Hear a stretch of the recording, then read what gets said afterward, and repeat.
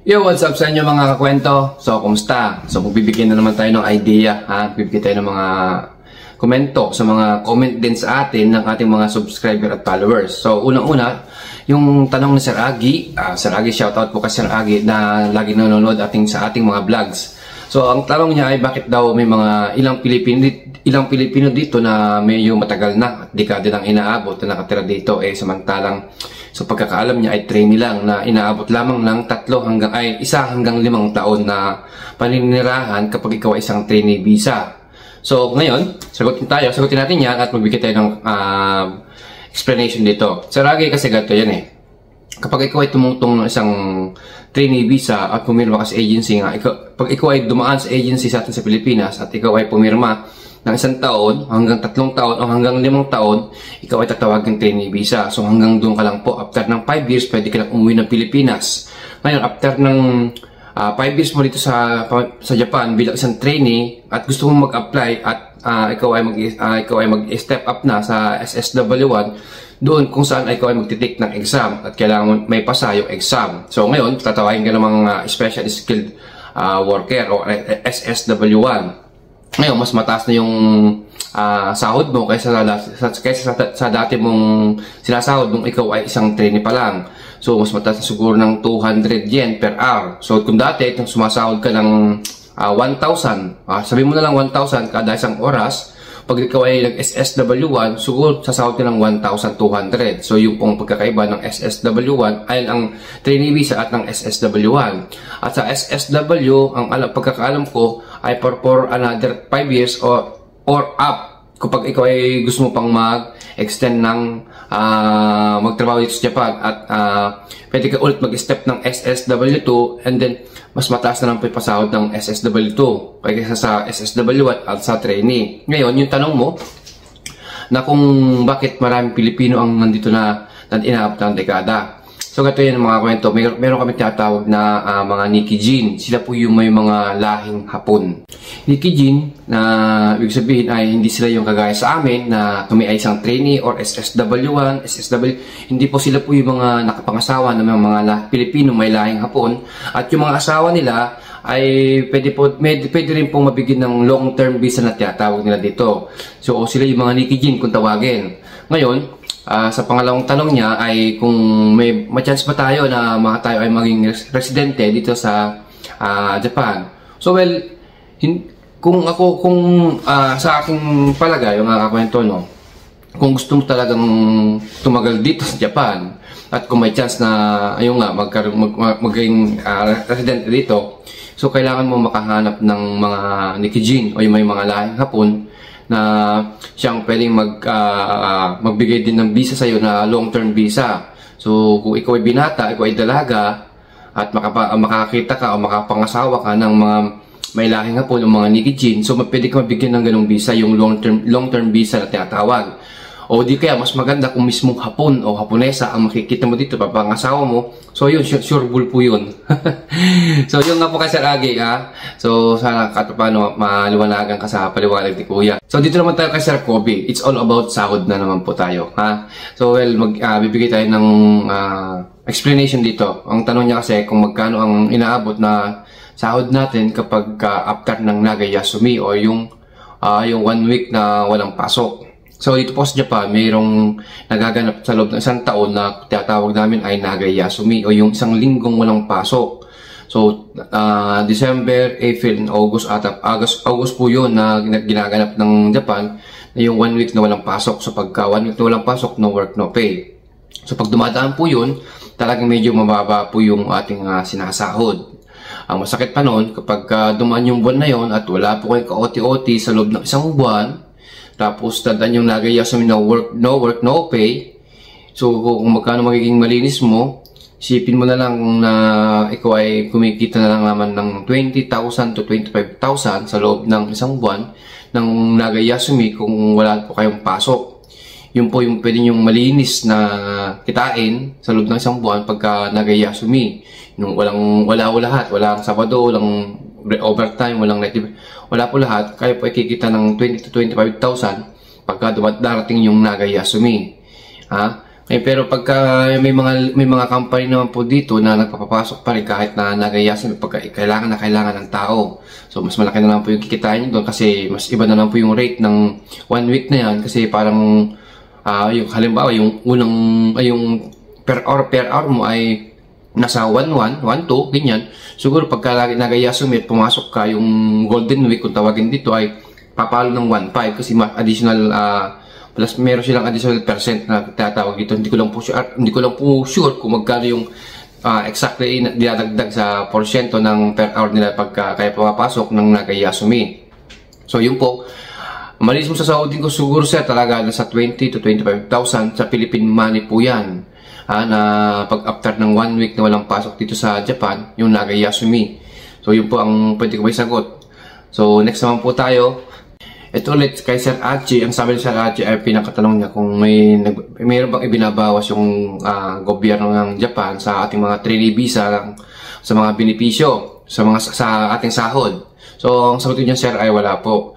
Kasi ang ibinabawas kadalasan kadalasan ng gobyerno ng Japan dito sa aming mga trainee visa ay yung bahay, kuryente, tubig.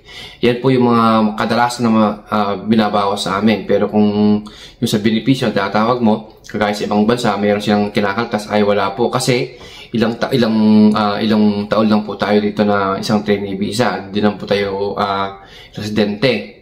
So, yun po ang pwede ko may sagot kasi Archie. Ang pinakamaliwanag ko dyan ay wala po at ang alam ko lang talaga, bahay, kuryente, tubig. Yan po ang talagang ibinabawas ng Japan sa atin. At sana maliwanagan po kayo. So, yun.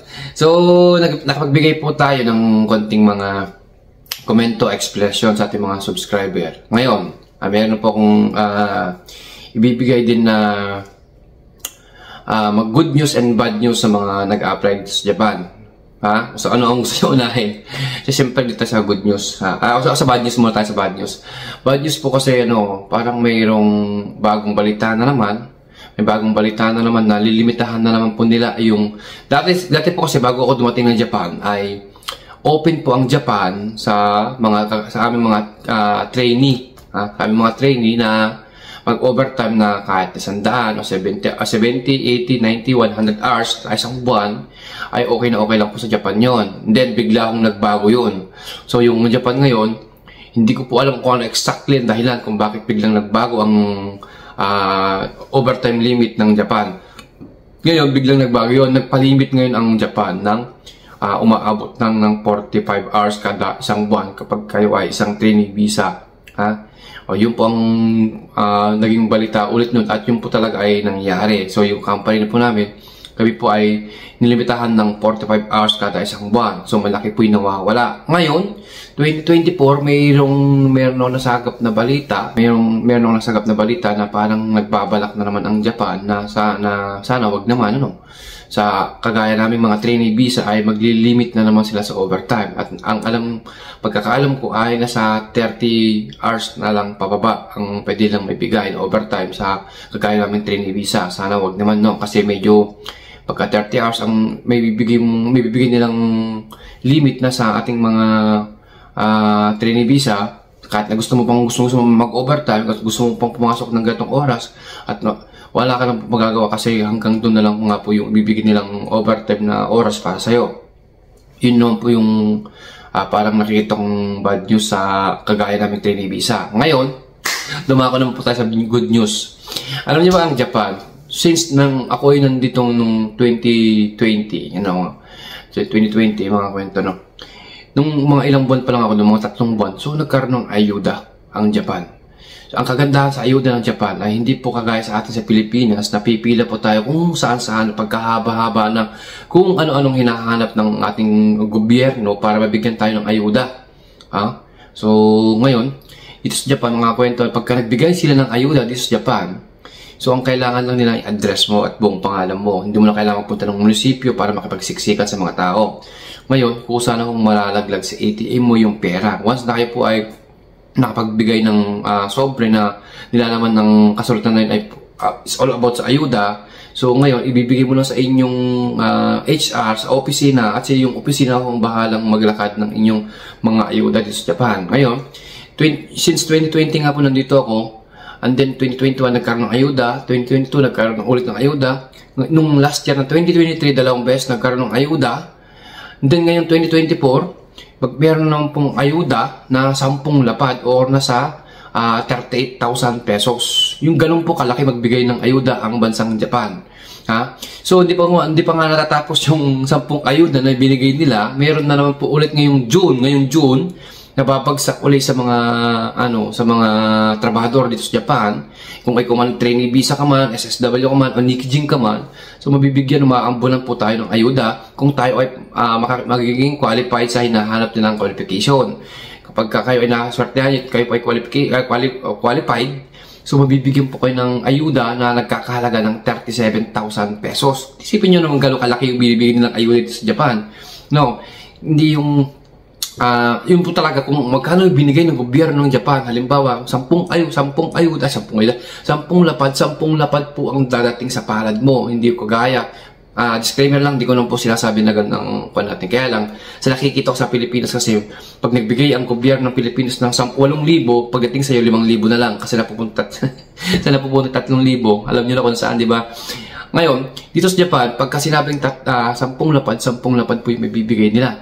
Yun po ay kusang babagsak na sa ATM ninyo. Yun po ang good news naman dito sa Japan. Continuous pa rin sila sa pagbibigay ng ayuda kahit hindi na pandemic. Kahit hindi na yung kagaya yung last year na shutdown, lockdown. Dito sa Japan nga kwento, yun pong kinagandahan talaga dito sa Japan. Continuous pa rin yung pagbibigay nila ng ayuda. So, sana this time, so pala rin tayo kasi ako, mga kwento, 2 beses pa lang ako nakakuha ng ayuda. So, yung una 10, yung pangalawa 10. So, nakaka 70,000 na po tayo sa mga ayuda pa lang. Ngayon, ngayon 2024 may darating na ulit na bagong ayuda. So, sana mapili ulit tayo para mamana yun dahil sa ayuda, magkaroon tayong 100,000, di ba? So, yun lang po. So, nai-share ko lang ito para sa mga nag-apply. At least, meron tayong good news and may pambawi tayong meron tayong bad news, meron tayong pambawing good news. So, shout out po sa lahat ng aking subscriber at palaging nanonood ng ating vlog. Kung meron po kayong katanungan sa akin, huwag po kayong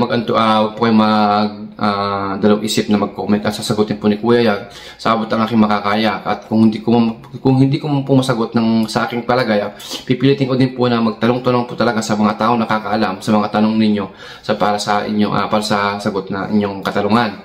So, yun nga po. Short shout out sa lahat ng aking subscriber at salamat po talaga sa inyo. At sa mga nag-a-apply, yun na lang po ang lagi kong mabibigay sa inyo, ang pagbibigay gabay sa mga nag-a-apply papunta dito sa Japan at pag-a-advise. So, good luck po. Galingan po ninyo. Maniwala po kayo sa sarili nyo. Manalag kayo sa Panginoon. Kumapit sa pangarap. Makakapunta po kayo dito in Jesus' name. Bye-bye. Salamat.